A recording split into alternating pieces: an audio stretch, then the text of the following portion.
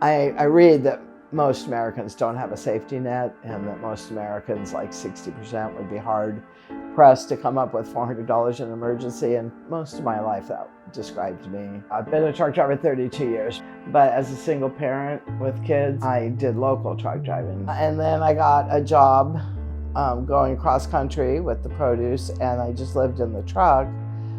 And I didn't think I needed an apartment, but I had to have some surgery, and I didn't really, I was bouncing around from couch to couch and didn't have a good place to recover. I was in a lot of pain. My shoulder, my arm hurt really bad, to the point where I bought those disposable ice packs, 200 of them, and I'd crack them under my foot. There's a bag of water in them that you have to pop.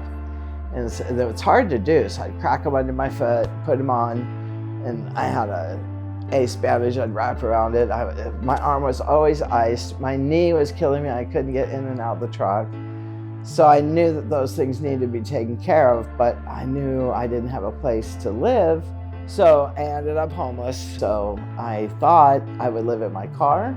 And so I was trying to check into safe parking lots. And I did a little Google, and I ended up at Rachel's Women's Center, and to put me in one of the beds. I mean, they just made a way for everybody to come in, whether they had dogs or stuff. I've lost everything. I can't lose my best friend, you know?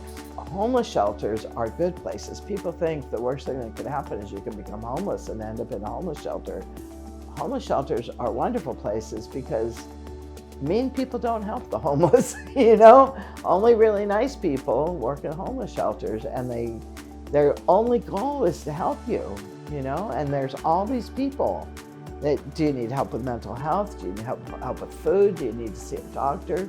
I mean, does your dog need a doctor? Whatever the case is, you know, they're there to help you. And I'm so happy now to have my own place.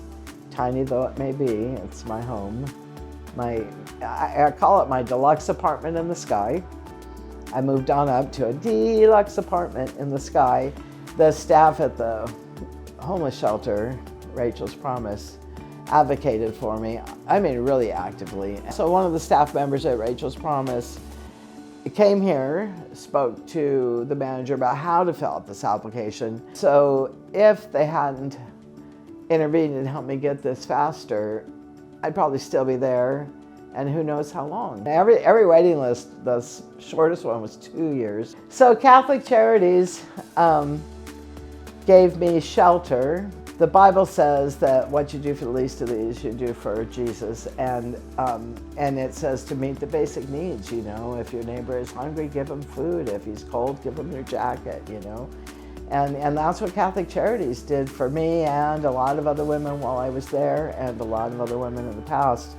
I mean, I was handed a backpack with toiletries, a clean towel, some clean pajamas, so you could, you know, take a shower and put on clean clothes and wash your old clothes. And I mean, they gave me,